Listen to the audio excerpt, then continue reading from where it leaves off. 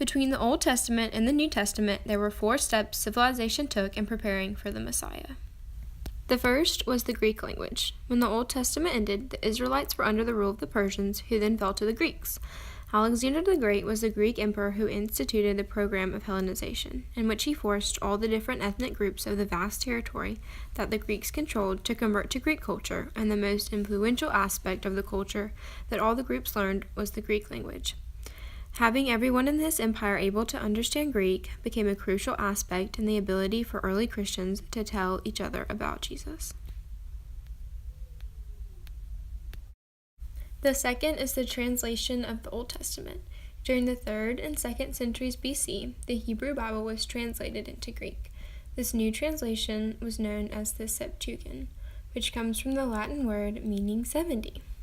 Because of the Hellenistic mindset of the Greeks, the common language of Europe was Greek.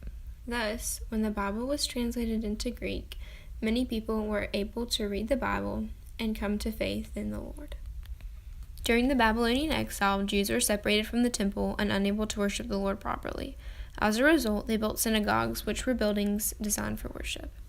These worship centers were similar to the temple in that they served as a place to worship the Lord.